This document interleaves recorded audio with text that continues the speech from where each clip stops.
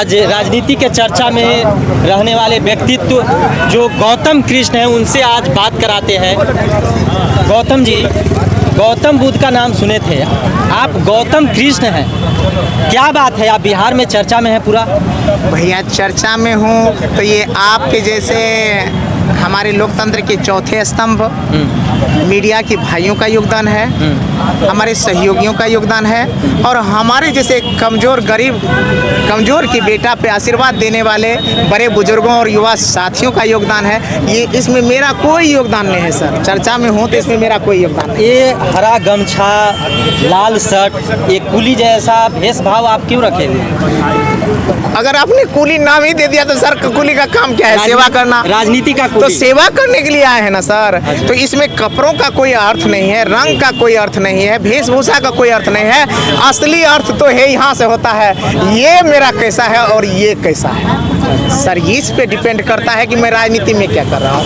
इसका तो कोई अर्थ नहीं, जब चाहूँगा उतार के फेंक दूँ या कुछ कर दूँ, ये सर है। मेरा सवाल ये है कि आप वीडियो भैया के चर्चा से जाने जाते हैं। वीडियो में था सर, 53वीं 55वीं बैच का मैं वीडियो था, यही बगल में वीडियो बीपीएससी ऑफिस है, मैं इंटरव्यू दिया, वहाँ से साक्षात्कार हुए, उसके बाद मेरा सिलेक्शन हुआ। 16 अगस्त 2013 को मेरा रिजल्ट आया, उसमें मैं वीडियो बना। उसके बाद नौहट्टा ब्लॉक का मैं वीडियो था, तो वीडियो था। जी, तो राजनीति में आपको आने का राज क्या है? सर इसमें कोई राज नहीं है, मैं बिल्कुल सेवा भाव से ही वीडियो बना था और अपने ईमान और स्वाभिमान को लेकर के मैं सेवा में गया था। लेकिन जो सरकार की व्यवस्था बनी है, जो सिस्टम बना हुआ है, वो सिस्टम से मेरा बन नहीं पाया, क्योंकि यहाँ का सिस्टम कुछ और तरीका का बना हुआ है। यहाँ आपको समझौतावादी इंसान बनना पड़ेगा, लेन देन का भाव चलाना पड़ेगा, जी सर, हजूर सर, और गलतों में हाँ सर करना पड़ेगा। लेकिन गौतम कृष्णा ईमान के साथ, स्वाभिमान के साथ और लोगों के लिए काम करना चाह रहा था, बाबा साहब अम्बेडकर के लिए के लिखित संविधान के अनुसार काम करना चाहता था। लेकिन उन चीज़ों की टकराहट हुई। कभी फुर्सत में हम लोग बैठेंगे तो बड़ी चर्चाएं होंगी, किस तरह की बातें हुई, टॉर्चर हुआ और बाद में मैं चुनाव में आया, ये बातें अलग। अभी बिहार में बुलडोजर की चर्चा हो रहा है, बुलडोजर चल रहा है गरीबों पर, आप गरीब के मसीहा कहे जाते हैं, क्या है? तो लोकतंत्र में बुलडोजर जैसे शब्द और घर तोड़े जाना, उजारे जाना जैसे चीज़ें, तो मुझे लगता है ये शोभा ही नहीं देता है कि लोकतंत्र में ये चीज़ अनुचित है। अगर आपको कुछ भी करना है तो आपको लोकतांत्रिक मर्यादा में, संविधान के दायरे में और संविधान के मूल आत्मा, मैंने जो शब्द फोकस कर रहा हूँ उस फोकस कीजिएगा शब्द पे, संविधान के मूल आत्मा को दरकिनार करके आप नहीं कर सकते हैं। क्योंकि संविधान का मूल आत्मा क्या कहता है? संविधान का मूल आत्मा कहता है, रुको नहीं, संविधान का मूल आत्मा कहता है अंतिम व्यक्ति की सेवा।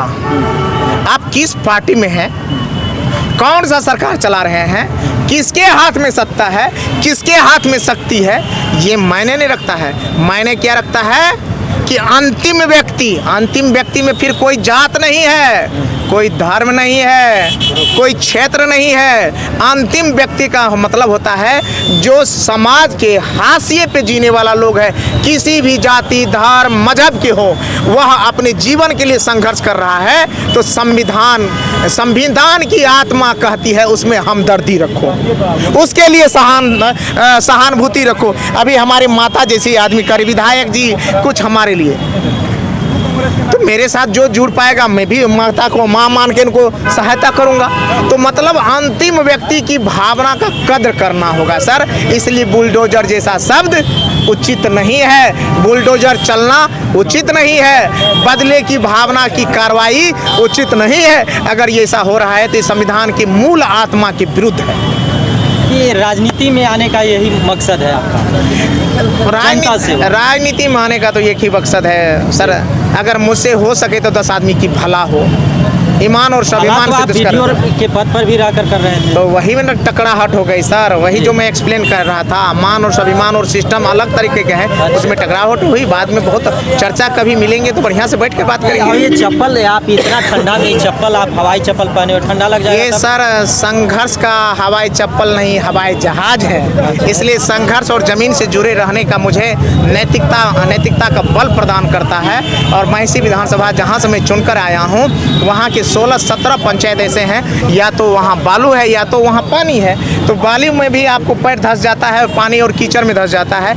ऐसी स्थिति में चप्पल के माध्यम से आप वहाँ तक पहुँच जाते हैं जहाँ तक आपकी ज़रूरत है, जहाँ तक आपको जाने की ज़रूरत है। पानी और कीचड़ और बालू आपको डिस्टर्ब नहीं करता है। अगर जूते में जाएंगे तो शायद वहाँ तक नहीं पहुँच पाएंगे जहाँ तक आपको जाने की ज़रूरत है, जहाँ तक संघर्ष की ज़रूरत है वहाँ तक नहीं पहुँच पाएंगे। ये आप एक और सवाल है, राबड़ी देवी का आवास खाली करवाया जा रहा है, आप इस पर क्या कहना चाहते हैं? मैं तो ये निश्चित रूप से क्या साजिश है?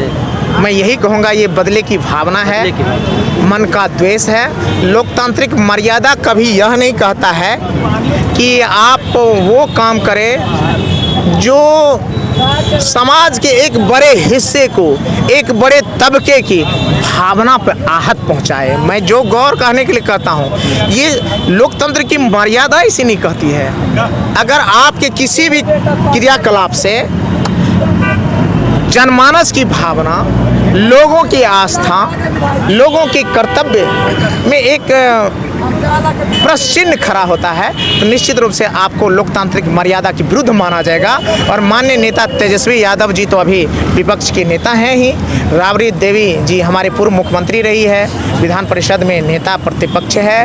और आदरणीय लालू प्रसाद यादव जी गरीबों और करोड़ों लोगों के मसीहा हैं। उनका घर खाली खड़ा करके, आप जिसमें 25 साल 30 साल से लोग रह रहे हैं, उसको आप खाली करवा करके इतना ऐसा आनन फानन में तुगलकी फरमान देते हैं, तो इसको माना जाएगा कि आप डेमोक्रेटिक नहीं है, लोकतांत्रिक मर्यादा में नहीं है, और लोगों की भावना को आहत पहुंचा रहे हैं और संविधान की मूल भावना को आप कुरेद रहे हैं। एक सवाल है, आपकी पार्टी का बहुत खराब स्थिति रहा, परफॉर्मेंस बहुत खराब रहा, इसका क्या? क्योंकि सर ये परफॉर्मेंस जनता के अगर द्वारा तय किया होता तो मैं मानता सही में खराब स्थिति है। ये इसमें तो काला जादू है, इसमें काला जादू चला है। ये काला जादू का असर है सर, सरकारी धन का बंदरबांट तो लूट है सर।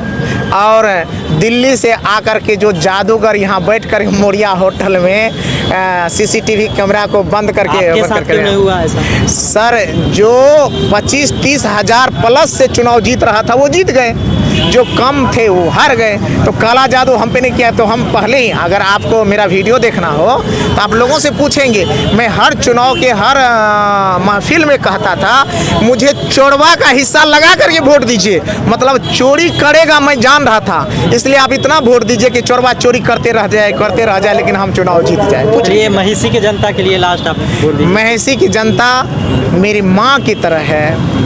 महिषी के गरीब गुरबा आम आवाम बड़े बुजुर्गों को मैं चरण स्पर्श करता हूँ। उन्होंने आंचल फैला करके माँ की तरह मुझे आशीर्वाद दिया है और अंतिम सांस लगा दूंगा उनके सम्मान के लिए और उसके विकास के लिए। देखिए, तो आप देख रहे थे गौतम कृष्ण जी को, ये लाल शर्ट, हरा गमछा, एक कहानी है, संघर्षों की निशानी है। जय हिंद।